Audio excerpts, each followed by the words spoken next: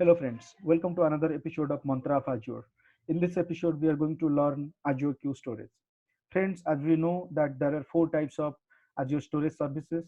One is the file storage, second one is the blob storage, third one is the queue storage, and fourth one is the table storage. In our last two episodes, we had completed Azure blob storage and file storage. We had gone through multiple demos how to create and manage blobs and files dynamically by using PowerShell, .NET, and REST APIs. Now, in this episode, we are going to cover Azure Queue Storage, and in the next episode, we will complete Azure Table Storage.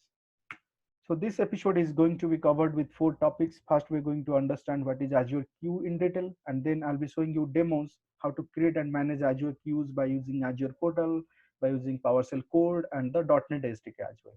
So let's get started. So friends, before understanding Azure Queue, let's understand what is Windows Message Queue first. Because Azure Queue is the cloud version of Windows Message Queue. Friends, we use Windows Message Queue to store the message of the application. For example, like component of your application when interacts with each other, communicates with each other, you want to log that communication message into somewhere.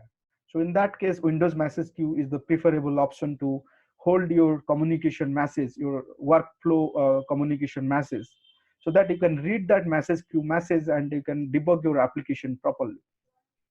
So particularly when you deploy your application into Windows web server, you use Windows Message Queue service in that Windows web server to store your application communication message, so that you can access that message queue and read your messages for debugging purpose. So let me show you how this Windows Message Queue looks like in your server. So go to your computer management. So you can type you can directly open your computer management, or you can use your run command and then go to service and applications section and then go to message queue, and then there is an option called private queues. So here you can create a new private queue for your application and give a name application demo 1. So then your application will start pushing messages to this uh, queue, but you have to anyway write your code to access this message queue and adding the messages into it. So in your code, in your like functions, you can write such functionality. So later you can read that message queue manually, and you can also dynamically access that message queue through the PowerShell code and read the messages that your application pushed into it. So if you talk about Azure Queue, we can say the Azure Queue is the cloud version of Windows Message Queue to store a large number of messages. So in one Azure Queue, you can keep multiple messages, millions of messages you can keep, but definitely it will depend on the capacity limit of your storage account. And each message in the Azure Queue can be up to 64 KB. And you can access the message queue message from the Azure queue through the HTTP or HTTPS protocol. So by using your URL, you can access the messages of in your Azure queues. But definitely you have to like implement the authentication for it. As I mentioned before, there are four types of authentication for storage account. One is the by using your Azure AD authentication, or by using account key or connection string approach, or you can have the SAS token, which is a shared access key token you can generate, or you can access it anonymously only to read the object. So similar four types of authentication are applied to Azure queues as well. So Azure queue messages can be read by using your HTTP or HTTP protocol as well. So if you understand this Azure queue little more, in the to create the Azure queue, you must create an Azure account, because Azure queue is the service of storage account. So after creating your storage account, you can create Azure queues over here. You can create multiple queues, and you can then start adding your messages into the queues. So as I mentioned that each message inside that Azure queue can be up to 64 KB, and the duration, the expiry limit of the message queue messages of is like maximum 7 days. But with the new version, if I have mentioned here the version name, the new version, your message can also be there without any expiry date. So if you mention the -1, then your message won't expire. So until unless like you like change the limit or you change the expiry date. So then if you look at this URL, the Azure queue URL looks like this. So as I mentioned before, so each object of the each service of the storage account will have a dedicated or standard URL. For example, blob URL had its own standard, like your storage account name first, and then dot the blob, then core, dot, then Windows, then .NET. So similarly, file URL will look like your storage account dot file dot core dot windows dot net. So like queues also look like that. Your storage account, then dot queue dot core dot windows dot net slash your queue name. So this is how you can access your queues. So now let's create and manage Azure queue by using Azure portal, and after that I'll be showing you how to do that in .NET and PowerShell as well. So let's go to Azure portal. So I have already created a storage account for that. So let me go to my storage account, and if I select the storage account, go to the queue option here. There's a queues option, just click on that, and then you can add a queue for your application. So for application one, you add a application queue. Application one, always use lowercase. It won't allow the uppercase character. So this is the URL of my queues that I've created. So for application one, you can create one queue, and application two, you can create another queue, like that. Then go select the that queue and go here and add the masses from here. Just add the masses, write authentication succeeded, or employee record added successfully.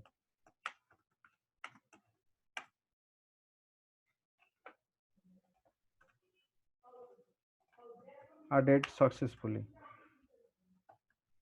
Then here you mention the expiry time. I have mentioned 7 days. Then and you can create an OK. So then your message has been added. So you can add a number of messages here. As I mentioned, you can add multiple messages until unless it goes beyond your storage account limit.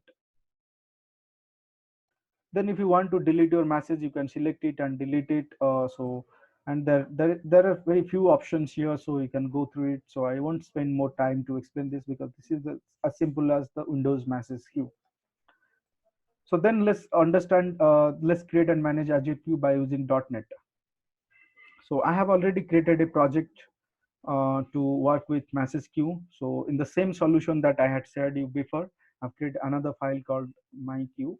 So I have added here authentication mechanism. So here you can add your authentication mechanism by using shared key auth, by using shared key signature, access signature. So here you can mention queues. So as I mentioned, the URL format of this is queue, and then your core.net, and here is your URL. So this is how you can authenticate with your Azure queues. So I will not go through that. Then you can create a queue like this. So always use the storage credential to authenticate, and the same way you can use this function, because in the blob in the file, when you are working with Azure files, you have to use a cloud file client. When you are working with blob, then use cloud blob client. In this case, you have to write cloud queue client, and all the functions are related, almost same. You can use this. You can use the create if not exist. If your Azure queue is not exist, then you can create a new like this, and you can create a message like this. You can create a cloud queue message, and you can add that message to your queue like this, and here you can read this message like this. So this is how you can read your message by using get message functions. So here you have to provide two parameters, I'm sorry. So one parameter would be like how many messages you are going to read, and the second parameter is what time. Like if you mention 5, then last 5 minutes message can be read, and the maximum 2 messages of that 5 minutes you are reading here. So here you can mention the size of your message. If you mention 200, then last 5 minutes, whatever messages are added into that message queue, uh, from out of all those messages, only you are reading 200 messages, top 200 messages. So this is how you can read the messages, and then uh, updating messages. You can also update the message of a particular message over here like this. And you can delete a message by using delete message. And then if you want to delete a message of a particular specific time, then you can also delete it.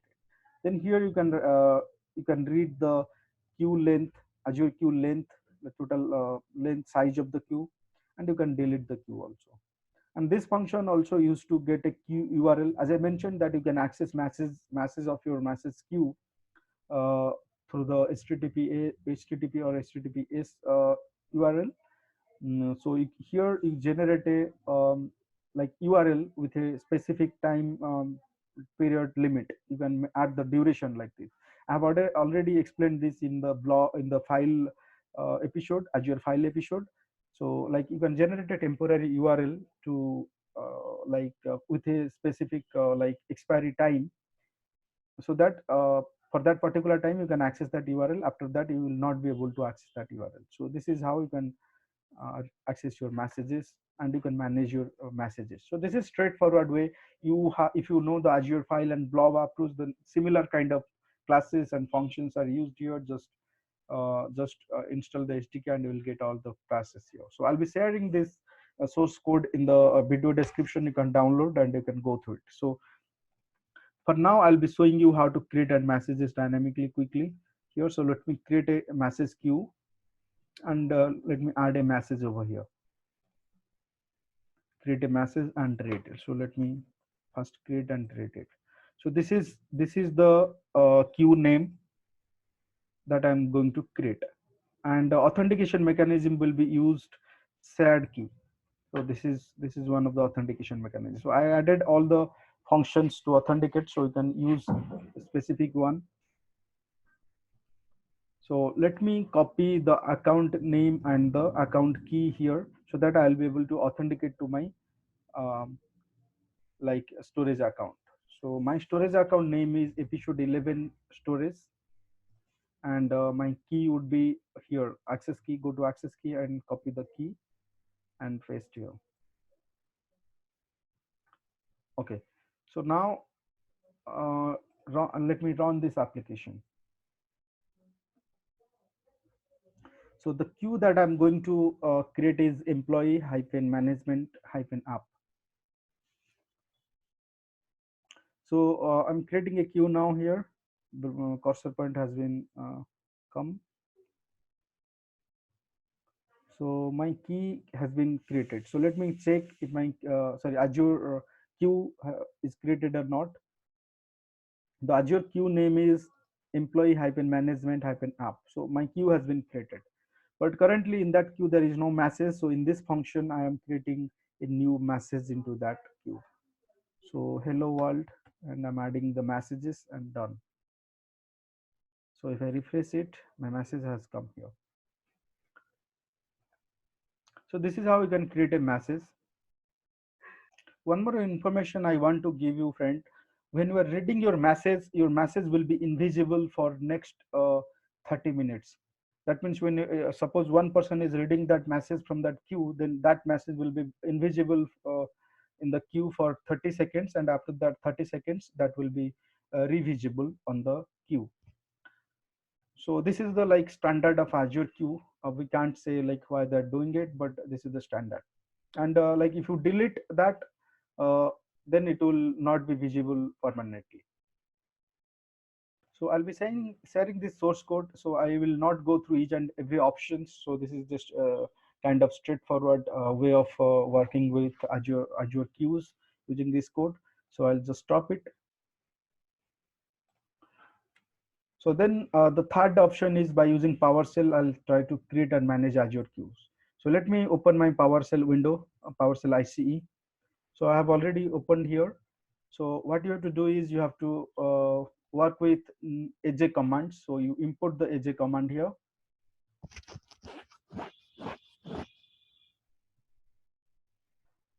So then you have, after importing, you have to create a context. As I mentioned in previous episode, you have to enter into a session of the storage account so that you can work with the storage account dynamically. So you have to copy the storage account name and the storage key name to here. So let me go to the Azure portal and copy the same storage account name, and the key name would be this one. So let me go copy that. Okay, so my context has been created. Okay, and then I will write a queue name here, and I'll create a queue with this command. So you can use AJ storage queue. So if you remember, friends, to create a file you have to write new AJ storage file. So similarly, just replace that file with the queue. So almost the commands are same, so you can easily leverage the naming convention of it. So this so queue name has been created, which is called sample queue name. So if you go to the portal and go to your Azure queues, you can see sample queue name, and you can add messages like this. So first you have to get the queue, and this command gives you all the queues of your